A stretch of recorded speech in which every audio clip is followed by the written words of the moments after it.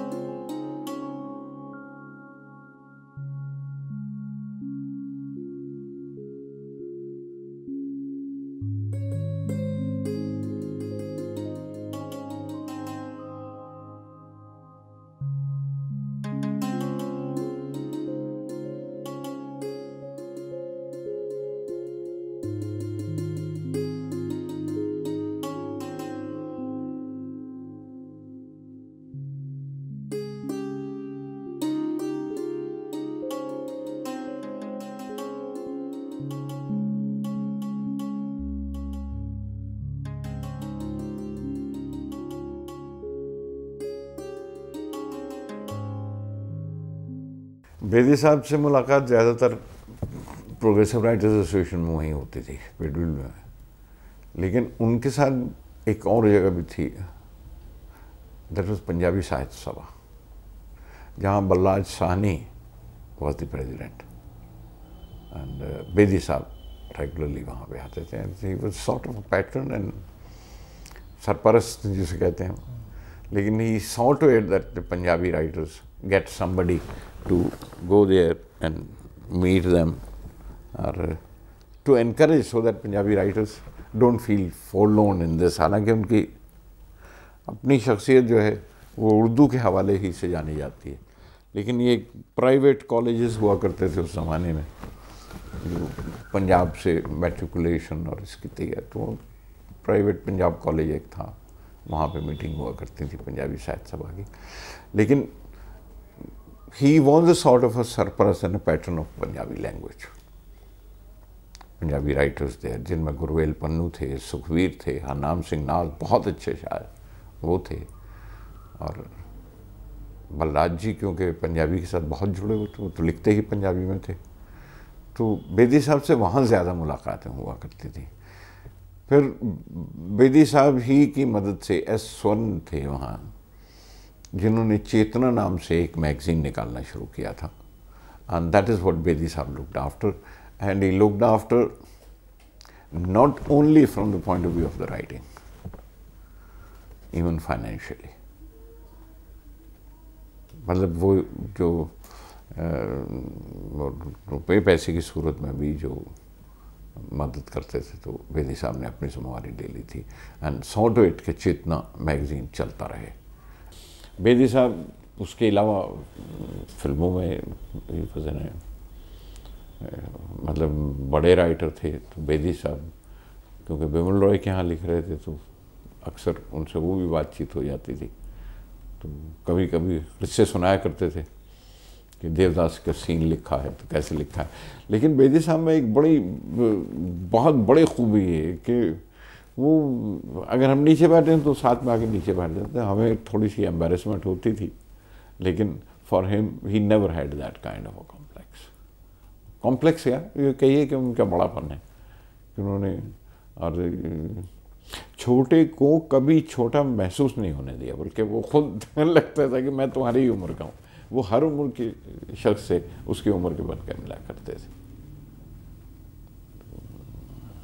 बेदी साहब की जो फॉर्म है जो शॉर्ट स्टोरी की, मेरा ख्याल है कसी हुई मंजी की तरह है, वो कहीं से ढीली नहीं होती, तो उस पर कूदना बड़ा मुश्किल काम है।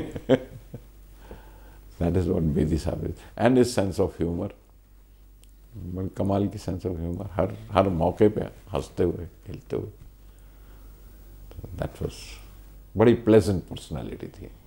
उर्दू के महान कहानीकार राजेंद्र सिंह बेदी मेरे पतिदेव और उनके बेटे मित्र थे, जो बाद में फिल्में में भी बनाते रहे ना। तो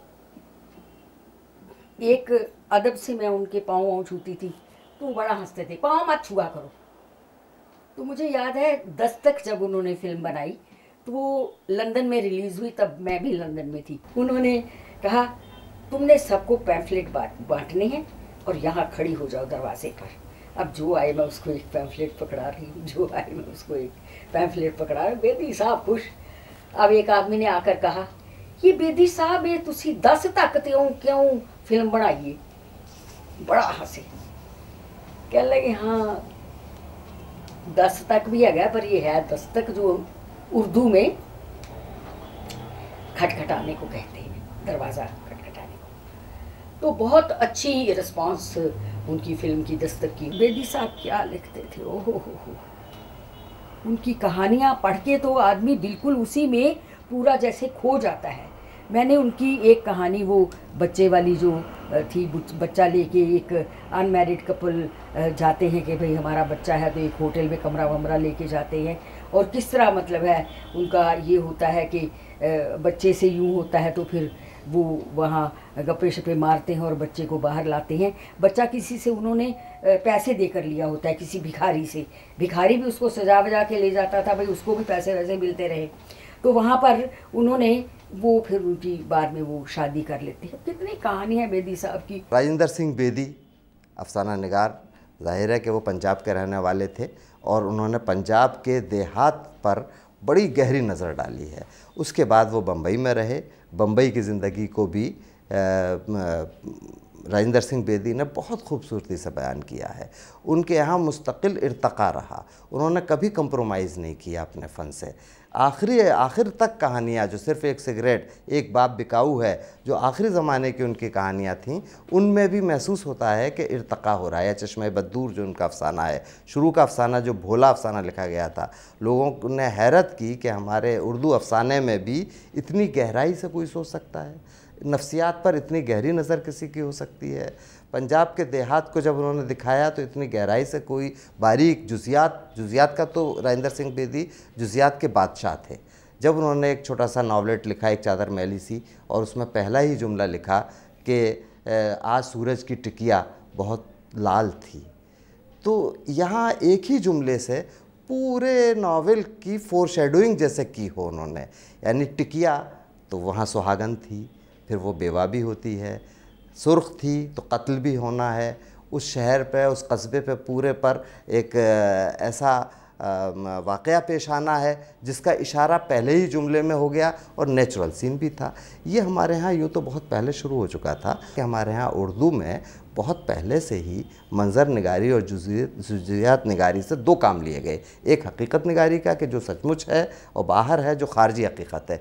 एक दाखिली कैफियत का, इसमें राजेंद्र सिंह बेदी इसके बादशाह थे। हमेशा उन्होंने यही किया, और ऐसी चीज़ें वो लाए जैसे कि उनका बहुत मशहूर अफसाना लाजवंती है। उस लाजवंती में एक आम अगर मुसन्निफ़ कोई लिखता तो सिर्फ ये बात लिख सकता था कि जब सुंदरलाल ने नारे लगाए कि इनको घर में बसाओ और दिलों में बसाओ, तो जब उसका मामला आया और लाजवंती वहाँ से लौट कर आई और किसी दूसरे के साथ रहकर आई तो वो नहीं बसा सका। इससे आगे सोचने की उस ज़माने के अदीबों की हिम्मत नहीं थी, जहाँ आम अफसाना निगार आम तौर से नहीं पहुँचता है। तो बहुत गहराई में जाकर बेदी की जो औरत है वो एक वक्त माँ भी है, वो बीवी भी है, वो दोस्त भी है, यानी औरत के जितने शेड्स हो सकते थे राजेंद्र सिंह बेदी ने बहुत दाखिल में जाके उनको पेश करने की कोशिश की है। हमारे यहाँ राजेंद्र सिंह बेदी का मैं समझता हूँ कि वही मुकाम है जो रूसी अदब में चेखोव का मुकाम है। यूकेलिप्टस उनका अफसाना है, छोटी छोटी चीज़ों का बयान है, उससे वो बहुत बड़ी बात कहने की कोशिश करते थे। तो यानी जुज़ से कुल तक पहुँचने का अमल उनकी जुज़ियात निगारी का सबूत है। और हमारे बहुत अहम अफसाना निगार हैं। ज़ाहिर है कि राजेंद्र सिंह बेदी जिस गहराई में पहुँचते हैं उसमें दूसरा हम असर नहीं पहुँचता। इसी तरह कृष्ण चंद्र जिस वसत में पहुँचते हैं, अगर कृष्ण चंद्र के यहाँ वसत है तो राजेंद्र सिंह बेदी के यहाँ गहराई है। ये दोनों में बुनियादी फ़र्क है। बेदी बात करते थे तो वो बहुत सोच के करते थे और लगता था कि वो बहुत सोच के कर रहे हैं। अब इसको आप जो भी कह लें, खूबी भी कह सकते हैं, लेकिन मैं समझता हूँ फ़नी इम्तियाज़ ये होता है कि आप लगे ना कि बहुत सोच रहे हैं। वो इनमें सिर्फ मंटो में थी। कहानी को बहुत उम्दा तरीके से कुछ पेश करना चाहते थे जिससे वो पॉलिश की हुई कहानी जो है लगता था कि बहुत सोच सोच के बहुत पॉलिश कर कर के लिखी गई है।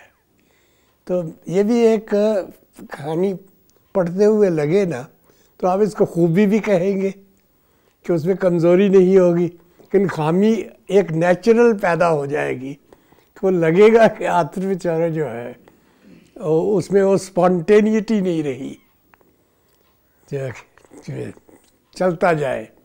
बहाव बहुत ज़रूरी होता है फ़न में। पानी, खड़ा पानी जो है उसमें वो पैदा हो जाती है। पानी बहता रहे दरिया का तो उससे जो बनता है मामला,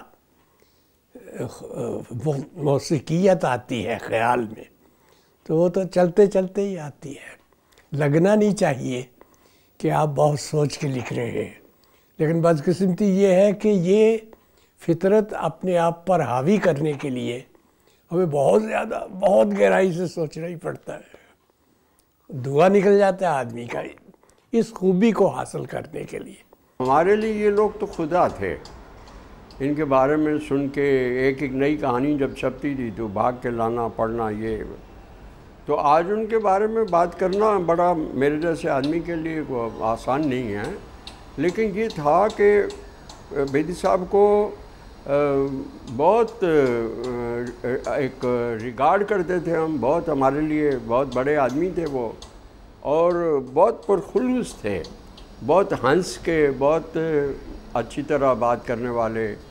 उनकी कहानियाँ हम लोग ज़ाहिर सारी पढ़ते थे, और उसके बाद वो फिल्मों में आए। फिल्मों की उनकी सारी फिल्में, दस्तक देखी, फिर उन्होंने एक चादर मैली सी जो बहुत मशहूर नावल था उनका, वो हमने पढ़ा। तो हमारे लिए फिर उनको जब हम देखते थे कि वो घर से निकल के, पैदल निकल के किंग सर्कल के किसी एक छोटी सी दुकान पे वो पान खाते थे, तो हम दूर से उनको ऐसे जैसे कोई सुपरस्टार होता है उस तरह उनकी तरफ देखते कि ये देखिए बेदी साहब को पान खाने की आदत है और यहीं आते हैं और यही खाते हैं, और वो खुश होते थे कि हमने बेदी साहब को देखा।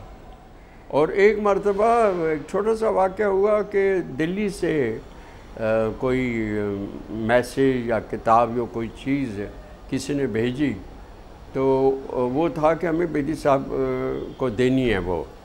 तो मैं और मेरे एक दोस्त दोनों मिलके हम बेदी साहब के घर पे गए, और वो जो भी चीज़ थी, किताब थी या जो तोहफ़ा था, हमने बेदी साहब को दिया। बेदी साहब को दी, उन्होंने बहुत प्यार से, वो बड़े खुलूस से, बहुत रज़ामंदी के साथ हमको प्यार बिठाया, चाय वाय पिलाई। तो हम तो सहमे हुए, डरे हुए एक कोने में बैठे हुए थे, और उनसे ऐसे ही डरते डरते पूछा कि आज क्या लिख रहे हैं आप आजकल। तो उन्होंने बहुत खुलूस से हमको कहानी का प्लॉट बताया। कहानी का प्लॉट बताते हुए वो कई जगह पे रो पड़े वो। तो हम लोग तो बहुत ही हैरान कि यार ये कितने सिंसियर, कितने इमोशनल, कितने शानदार राइटर हैं। तो हम लोग जब बाहर निकल के एक ईरानी होटल में मैं और वो मेरे दोस्त बैठे थे। मैंने कहा यार हम जो लिखते हैं आज तक कम वक्त हमको रोने नहीं आया। तो मतलब है हम तो बहुत घटिया राइटर हैं। राइटर तो ये होता है जो जी जान खून देता है। और वो देखिए किस कदर वो इमोशनल होके वो हमको बता रहे थे। तो ये असर आज भी मुझे उनका घर याद है। वो यहाँ बैठे थे, उनकी बातें, उनका खुलूस, उनका कहानी के बारे में प्लॉट बयान करना, ये सारी बातें हमें बिल्कुल, क्योंकि हमारे लिए समझिए कि एक बहुत बड़ा वाक़या, समझिए एक इवेंट है जो वो हुआ। और मैंने बेदी साहब को सारा पढ़ा है, बहुत पढ़ा है। और शुरू में थोड़ा हमको लगता था मुश्किल हैं वो जैसे कृष्ण चंद्र हैं, वो बहुत आसान लिखते हैं, सीधा सीधा लिखते हैं। लेकिन बेदी साहब थोड़ा मुझे लगता है कि थोड़ा ज़रा सा मुश्किल लिखते हैं। आलिया अहमद सरूर साहब बहुत से लोगों को उन्होंने पहचाना जिनको उस ज़माने में लोग वो दर्जा देने को तैयार नहीं थे जिसके वो मुस्तहक़ थे। और उसकी सबसे अच्छी मिसाल जो है वो राजेंद्र सिंह बेदी की है। बेदी को एक तरह से उर्दू ज़बान के जो नुमाइंदा अफसाना निगार हैं, उस ज़माने में ज़्यादातर ज़ोर था कृष्ण चंद्र का और मिंटो का, लेकिन बेदी को पहली दफ़े पहचानना और उनका मकाम एक मुतय्यन करना, इसमें आलिया अहमद सरूर साहब का बहुत बड़ी बड़ी खोज उनकी है। और ख़ुद बेदी इसके आखिर तक बहुत कायल रहे। बेदी की अदबी खिदमात के एतराफ़ में मुख्तलिफ़ यूनिवर्सिटियों में तहक़ीक़ी काम होते रहे हैं। उन पर कई मोतबर अदीबों और नक्कादों की किताबें भी शाया हो चुकी हैं। इन किताबों से बेदी की अदबी तख्लीक़ियत और रुझान का पता चलता है। वो एक मुमताज़ फ़िक्शन निगार थे।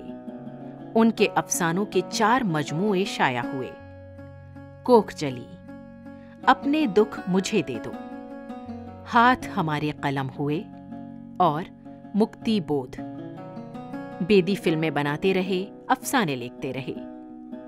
एक बाप बिकाऊ है, लाजवंती, गर्मकोट, अपने दुख मुझे दे दो, इनकी मशहूर कहानियां हैं।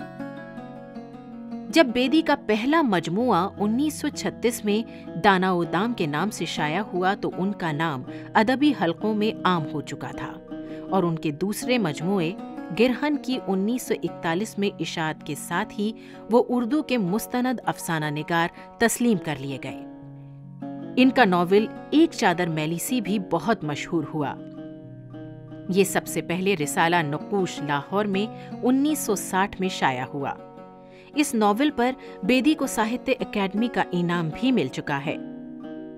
इसके अलावा भी उन्हें मुख्तलिफ एजाज़ात और इनामात से नवाजा गया। उन्हें हुकूमत हिंद ने पद्मश्री से भी सरफराज किया।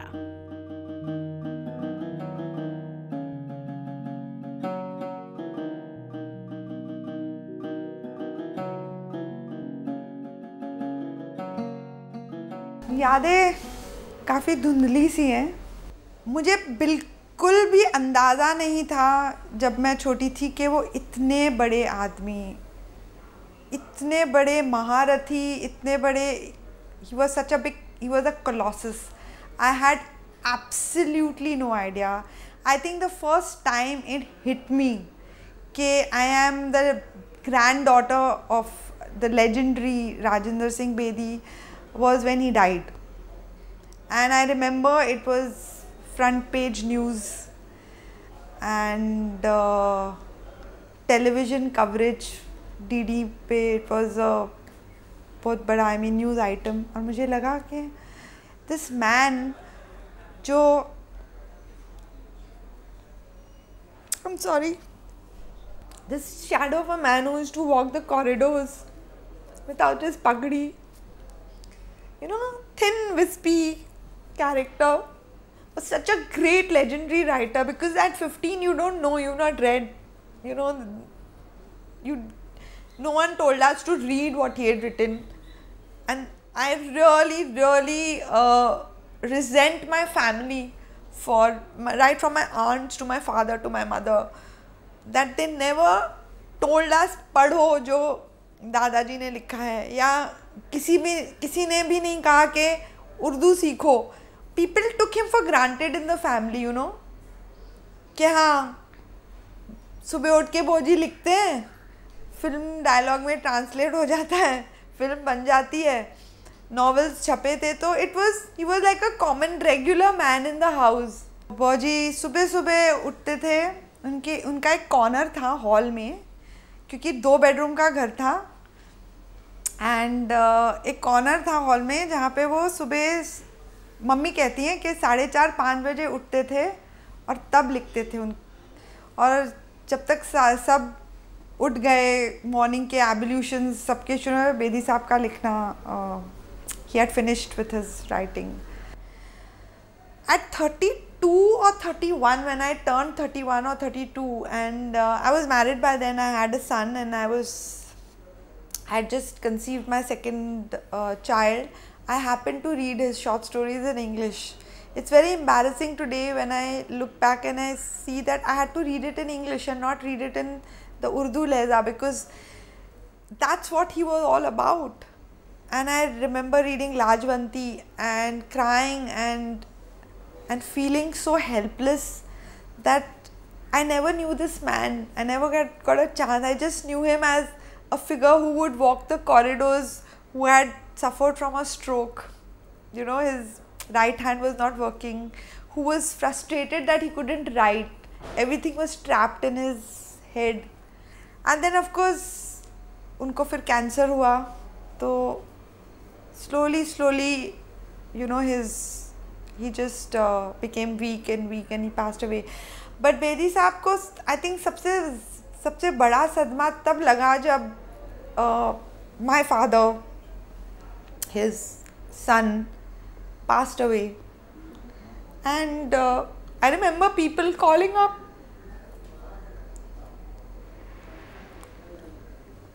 up and saying that Rajendra Singh Bedi passed away, and he felt so bad because his son had passed away, not him, you know, and he was so guilty. He said, "Jana mujhe chahiye tha, but Narinder chala gaya." So that was a huge blow to him, and I think that kind of sucked his spirit, and he just gave up on life. I mean, the only regret I have is कि आज की generation को पता नहीं कि राजेंद्र सिंह बेदी कौन है, और मेरे लिए बहुत शर्म की बात होती है जब कोई मुझे पूछता है, आप राइटर कैसे बने, तो मैं कहती हूँ कि एक्चुअली हमारी family, you know, we are family of film makers. My grandfather was a writer. कौन थे आपके ग्रैंडफादर? राजेंद्र सिंह बेदी. सॉरी.